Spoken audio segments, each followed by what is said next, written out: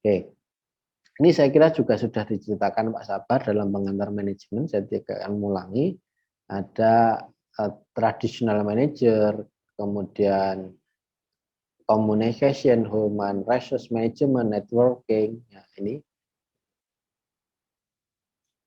di sini ada beberapa alokasi aktivitas manajer ya menurut waktu. Jadi bagaimana kita ingin menjadi manajer yang sukses atau yang hilang ya, sinyalnya putus. Sudah bisa terdengar suaranya? Sampun, Pak. Oke, sampai di sini tadi. Nah, ini kalian bisa melihat di sini tradisional manajemen itu membuat keputusan, merencanakan dan mengendalikan. Ini manajemen yang paling basic. Kemudian komunikasi, bertukar informasi, rutin merespon pekerjaan, baik menulis, tertulis dan lain sebagainya, komunikasinya bagus. Human resources management, ini manajemen SDM itu memotivasi, mendisiplinkan, menangani konflik, menyusun kepegawaian dan melatih. Kemudian networking itu ya bersosialisasi, kemudian jaringan, berinteraksi. Nah, kalau kita ingin menjadi manajer yang rata-rata, itu berarti ini rumusnya. Di sini sudah ada rumus. Di sini ada 4 perilaku: traditional management, communication, human resource management, dan networking. Di sini ada penjelasannya. Kalau kita ingin menjadi orang manajer yang normal, berarti traditional manajemennya 32%, human resource management 20%, communication-nya 29%, networking-nya berapa? 19%. Tetapi kalau kita ingin menjadi successful manager, average manager ini biasanya di lembaga-lembaga formal yang tidak mengejar profit. Jadi bukan posisi organisasi strategis untuk mengejar profit, tetapi sebagai organisasi administratif untuk menyelesaikan pekerjaan. Biasanya di mana ini? Di PNS-PNS di bidang-bidang administratif, menyelesaikan pekerjaan. Itu tepat menggunakan average manager. Tetapi kalau kita sebagai pengusaha, itu tidak tepat menggunakan average manager, karena pengusaha butuh networking. Maka seorang manajer pemasaran itu harus menerapkan successful manager. Kalau seorang manajer produksi itu harus menerapkan average manager, kan begitu. Hilang, padahal sudah pakai LAN ya, bukan pakai WiFi, tapi hilang-hilang terus. Sudah kedengar lagi? Sudah, Pak. Sudah, Oke. Pak. Saya katakan, tadi kalau seorang manajer produksi itu butuhnya average manager. Misalnya begitu kan. Seorang manajer keuangan butuhnya average manager. Tapi kalau seorang manajer pemasaran butuhnya successful manager. Dia butuh networking yang tinggi, komunikasi yang bagus, traditional manajernya nggak usah banyak-banyak, human resource-nya tidak usah banyak-banyak, tapi butuh communication sama networking, manajemen pemasaran, manajemen keuangan. Tapi kalau effective manager, ini ada di manajer perencanaan. Dia harus memiliki apa?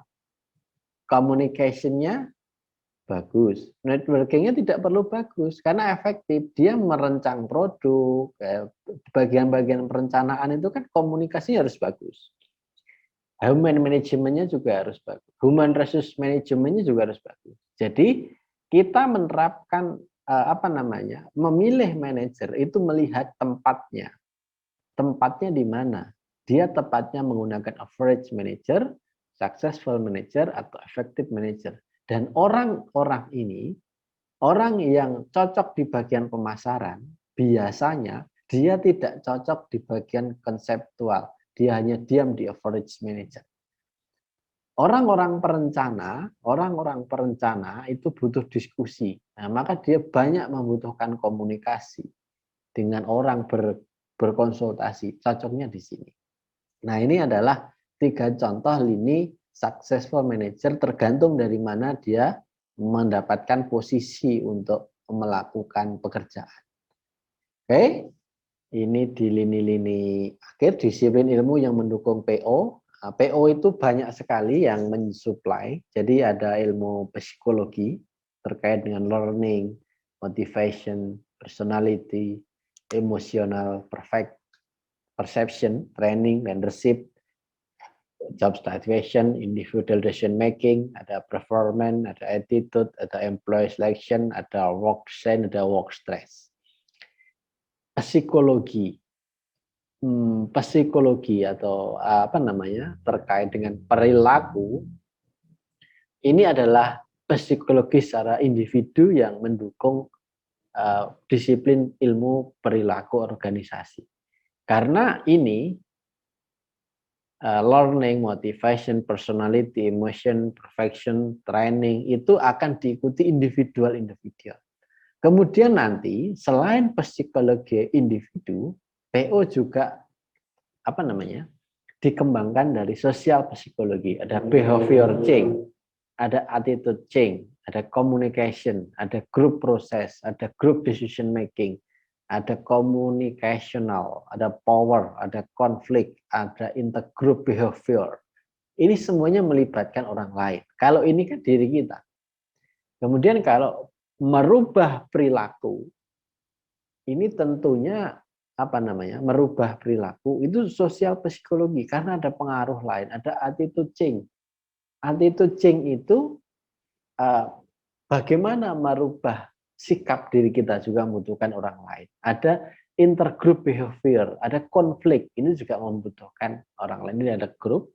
Kemudian ilmu-ilmu sosiologi, ada formal organization theory, bagaimana kita berperilaku formal dalam organisasi. Ada organizational technology, perkembangan teknologi yang semakin banyak.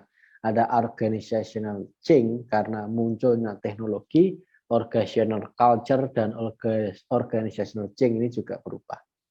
Kemudian ada di sini ada sisi antropologi, ada comparative value, comparative attitude, cost cultural analysis, ada organizational culture, ada organizational environment power. Nah, ini adalah disiplin-disiplin ilmu yang mendukung apa namanya perilaku organisasi. Ada 4 paling tidak, ada psikologi secara pribadi, ada sosial psikologi, ada psikologi, kemudian ada antropologi. Selanjutnya di sini dipecah-pecah. Nah, ini tadi sudah kita jelaskan. Kemudian yang terakhir ada tantangan dan peluang apa namanya dalam perilaku organisasi. Apa yang pertama? Globalisasi, perkembangan teknologi, perkembangan ilmu pengetahuan juga merubah tatanan dalam berkehidupan berorganisasi. Jadi kalau kita ingin maju, pasti kita dan organisasi harus merespon kondisi global. Kita tidak boleh stuck dalam kondisi yang selama ini apa namanya terjadi. Jadi kita harus berkembang. Jadi harus mengikuti perkembangan yang ada di luar. Kita harus mampu untuk belajar dan bekerja dalam culture dan individu-individu yang berbeda dengan diri kita. Kita lingkungannya UMS. Besok ketika bekerja di lingkungannya banyak lulusan yang apa namanya berinteraksi dengan kita. Kita juga harus siap bekerja dengan mereka. Culture budaya pembelajaran di UMS dengan culture budaya pembelajaran di pendidikan di Jakarta berbeda.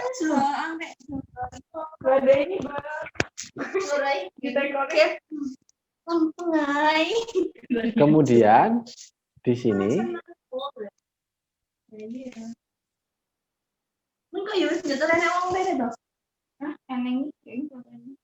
Pak aku sih gur metu. ini keluar lagi. Halo, udah masuk? Masuk belum? Enggak keluar kok Pak, masuk terus. Enggak kok Pak, masuk Oh. terus. Oke, di sini merespon global ya. Kemudian juga kita harus siap dengan perubahan teknologi ini, pasti tatanan pekerjaan. Berarti ngomong dhewe no. Saiki. Nah, di sini ada mengelola keragaman angkatan kerja. Jadi, apa namanya? teman-teman di sini bisa melihat kalau kita bekerja, di sini ada agama yang berbeda, ada gender pria wanita yang berbeda, ada suku ras yang berbeda, ada asal provinsi, wilayah atau negara yang berbeda, ada usia yang berbeda, ada pasangan partner, kemudian ada disability. Nah, ini juga tidak mudah kita kelola dengan begitu saja mudah dalam bekerja, karena semakin banyak bias dalam perbedaan, tentu saja semakin banyak konflik yang muncul dalam pekerjaan yang kita lakukan. Jadi seorang ras yang berbeda itu dalam menerima keragaman itu juga tidak mudah. Dengan agama yang berbeda, apalagi di sana ada fanatik yang berlebihan, itu juga tidak mudah untuk menerima keragaman. Kemudian dari asal negara yang berbeda itu tidak mudah menerima demografi. Nah, ini juga menjadi tantangan dalam perilaku organisasi. Tetapi perilaku organisasi ini muncul, kita pelajari untuk apa? Ya, untuk meningkatkan kualitas dan produktivitas kita dalam bekerja, untuk merespon kurangnya tenaga kerja apa yang bisa kita tingkatkan, kemudian untuk meningkatkan layanan-layanan dalam pekerjaan yang kita lakukan. Kemudian ini ada beberapa tantangan yang lain yang perlu kita juga pikirkan dalam bekerja, dalam berperilaku. Tentu kita harus meningkatkan keahlian, kita harus mampu bekerja sama memberdayakan orang lain, inovasi, mengatasi kesementaraan, bekerja dalam organisasi jaringan yang lebih luas, kita juga harus bisa, kita harus juga bisa melawan konflik dalam lingkup-lingkup perilaku organisasi. Nah, itu saya kira pengantar untuk perilaku organisasi ini. Ada pertanyaan barangkali, nanti setiap selesai sesi nanti ada dalam open learning itu akan ada partisipasi kelas. Jadi nanti akan saya menyampaikan beberapa bahan diskusi dan nanti kalian akan menjawab di situ. Kemudian nanti juga tidak menuntut kemungkinan kita jadi kalian nanti saling melakukan presentasi ya. Jadi bukan hanya saya saja yang berbicara. Ini totalnya berapa ya pesertanya ya? Yang ikut ini 50, tapi saya belum dapat presensi dari Pak Fahmi berapa sebenarnya total pesertanya itu. Oh ya, kalau kalian belum tahu, di Prodi Pendidikan Akuntansi ada pergeseran kepemimpinan. Kaprodi tetap Pak Arsono, Sekretaris 1 Pak Fahmi. Saya yang dulu di Sekretaris 2, sekarang Pak Ranto Sekretaris 2. Kalebnya adalah Pak Surya. Nah, saya dipindah di Sekretaris Program Pendidikan, Program Doktor Pendidikan di Pasca. Jadi beberapa info di Prodi saya tidak update. Jadi masih ada beberapa anak yang menanyakan informasi-informasi pelayanan Prodi. Saya kurang update karena memang semenjak 1 Desember sudah dipindah di Sekretaris Program Doktor Ilmu Pendidikan di pascanya FKIP di program gitu ya. Jadi itu ada yang mau ditanyakan? Open learning kita upayakan update setiap minggu, tetapi kalau nanti mungkin 2 minggu sekali ada 2 video karena kesibukan mungkin juga bisa terjadi. Zoom kita agendakan ya paling tidak 1 semester ini 4 kali lah ya, tidak setiap minggu saya kira perlu Zoom, nanti beberapa video kita update. Ada pertanyaan? Ada dosen yang masih menggunakan WA kuliahnya? Masih, Pak. Masih ada? Pak. Oke. Ini sudah hampir jam 10. 4. Jadi kalau terlalu lama ya juga nanti boros kalian ya kuotanya. Kuota negara bisa dipakai nggak? Apa itu? Yang banyak-banyak itu? Belum nggak keluar, Pak. Udah habis Nggak keluar ya? keluar, Pak. Nggak dapat. Cuma 2 bulan, Pak. Cuma 2 bulan. Oke. Ya, uang sakunya kos bisa digunakan untuk beli kuota ya. Sebenarnya sama Nggak aja. dapat uang saku, Pak. Ora oleh. Di rumah aja nggak dapat, Pak. Nggak dapat, Pak. Kosnya masih bayar juga? Bayar, Pak. Masih Masih, bayar. Pak. Dipotong setengah, Pak. Potong setengah, nitip barang aja ya. Iya, Pak. Jadi kasihan itu rumah makan di WMS itu sepi sekali, banyak yang tutup, kos-kosan juga banyak yang kosong ya. Oke, ada yang mau ditanyakan? Pak, Terkait- saya mau tanya. Ya, silakan. Itu yang open learning apa harus akun UMS ya, Pak? Soalnya saya nyoba pakai email UMS nggak bisa, ya, Pak. Apa ya? Iya, Saya juga Iya, nggak Pak. bisa, Saya Pak. Tapi juga, pakai Pak. email biasa bisa. bisa, Pak. Bisa, Pakai Pak. email biasa, tetapi di name kalian harus ada nama dan name. Nanti saya tidak bisa untuk melakukan grading, karena gradingnya kan by akun ya. Kalau akunnya tidak ada nama dan name, saya tidak susah untuk melakukan grading, untuk melakukan penilaian. Kemarin itu ada akun emailnya yang dipakai emailnya cowoknya. Kok ini cowok? Kok ini yang ikut cewek? Ternyata akun yang digunakan akun cowoknya, email cowoknya, kan lucu ya gitu ya. Pastikan email itu milik kalian. Ada Iya, Pak. nama dan name-nya untuk bisa melakukan grading atau penilaian. Karena nanti kalian akan dilihat aktivitasnya di open learning itu. Oke. Nggih, Pak, makasih. Ada yang mau ditanyakan yang lain? Mau cerita barangkali? Ya kalau bosan di rumah ya sesekali ke kampus ya tidak masalah. Ada? Belum ada, Pak. Oke, nanti saya post ini record rekamannya, ini saya rekam. Jadi rekamannya nanti saya posting di apa namanya? Open Learning. Kemudian nanti ada forum diskusi ya, nanti apa namanya? Kalian lengkapi. Kemudian saya akan mengidentifikasi ini berapa per kelas ada berapa orang karena presensinya belum ada. Saya kira cukup. Selamat pagi. Ini selamat beraktivitas. Ya kalau di rumah ya itu nyapu-nyapu atau apa gitu ya. Kan bosen kalau hanya di rumah aja ya. Saya kira cukup. Selamat pagi. Assalamualaikum warahmatullahi wabarakatuh. Waalaikumsalam warahmatullahi wabarakatuh. Terima kasih, Pak. Ya.